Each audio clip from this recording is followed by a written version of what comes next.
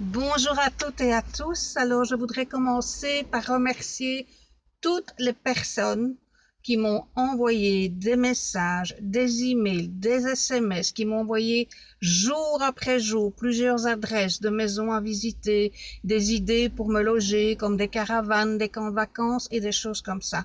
Je ne vais pas citer de noms parce que j'ai trop peur d'oublier quelqu'un et ce serait vraiment dommage car je ne veux frustrer et froisser personne.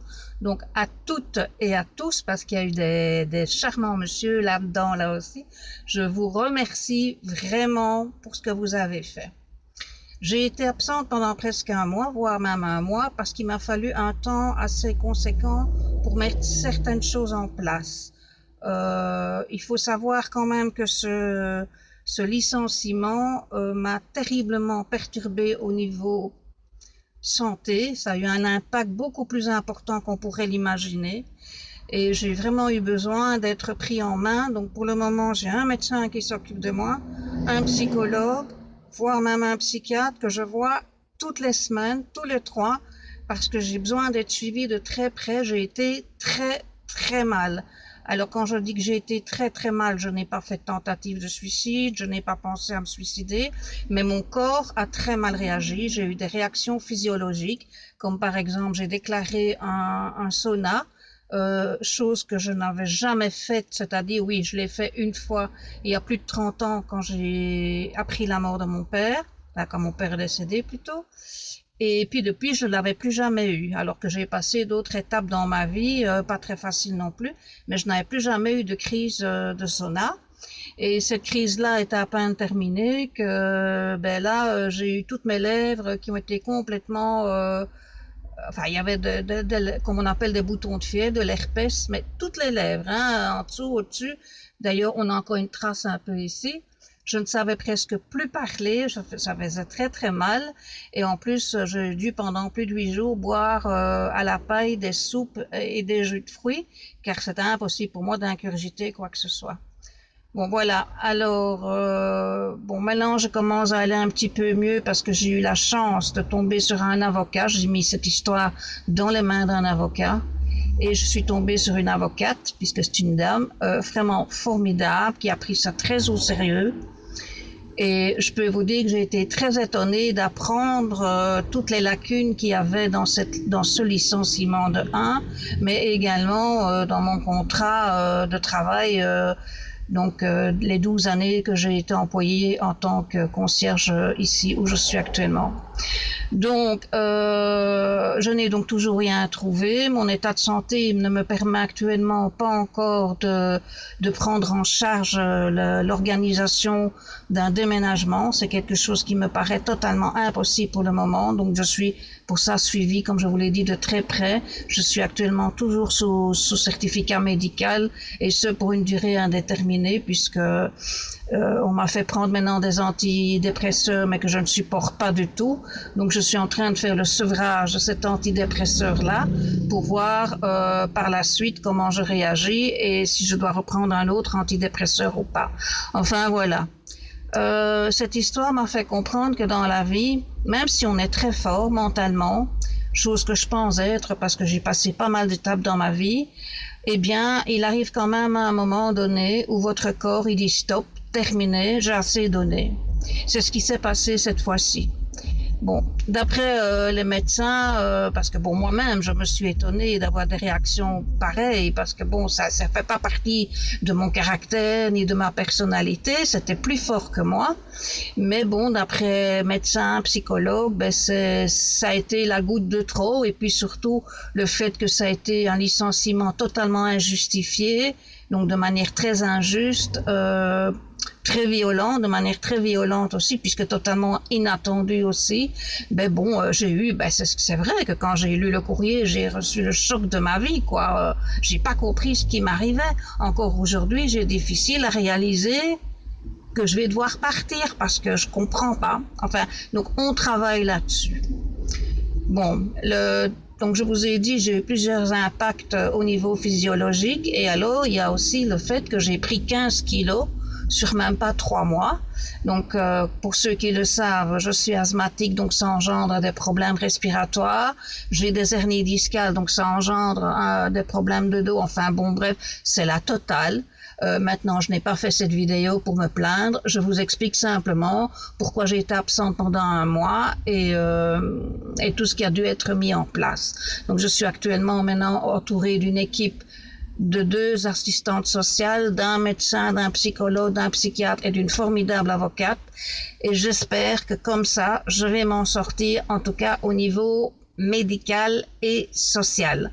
Alors, bien sûr, il y a tous les messages que j'ai reçus de tous ceux qui m'écoutent en ce moment.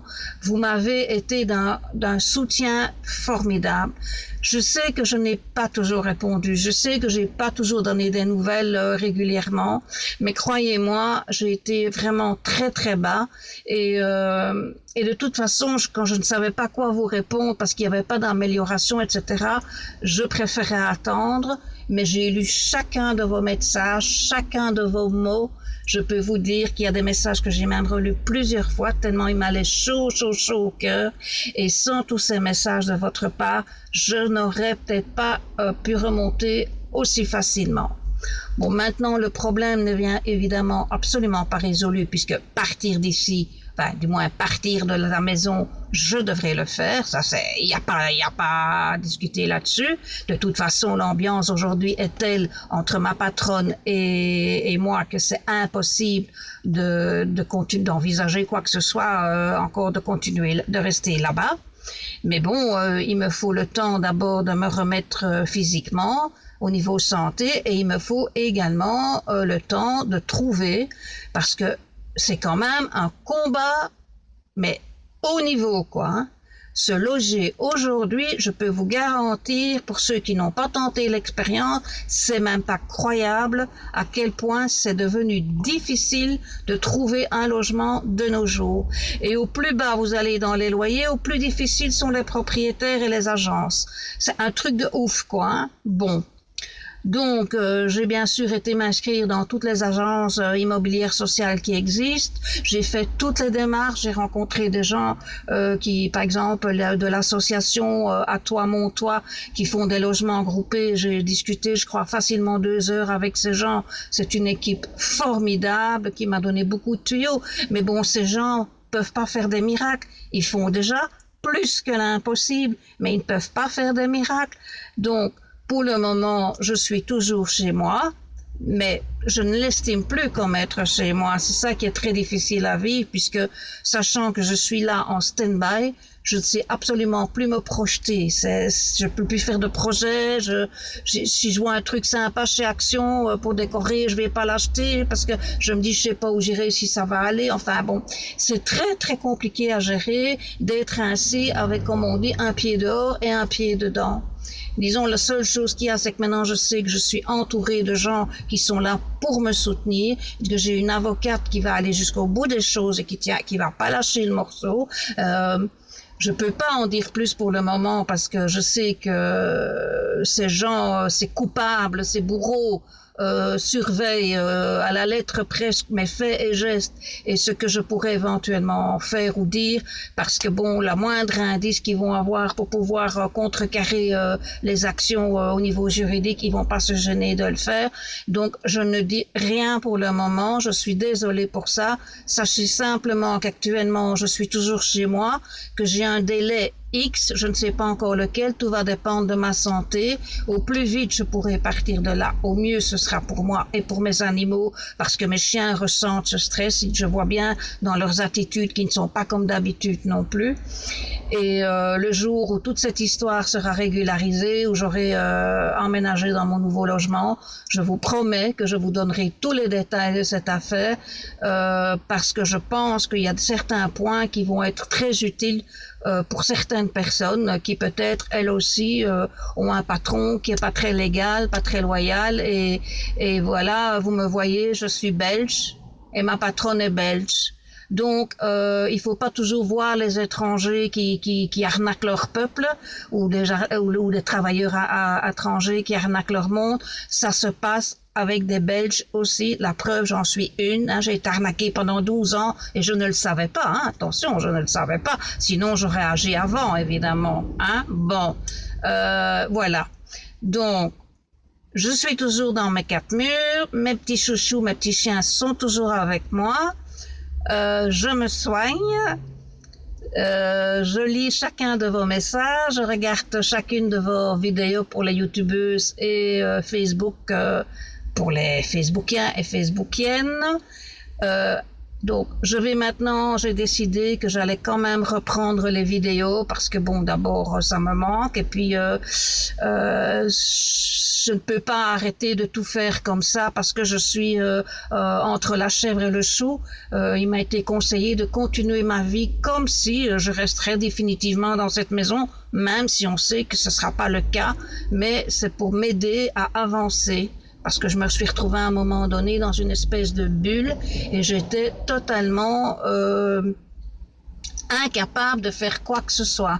Donc, pour me permettre d'avancer, on m'a conseillé, ma psychologue m'a dit, il faut continuer à faire vos activités, vos photos, voire même reprendre les cours d'éducation canine, retravailler un petit peu pour la SBL, etc.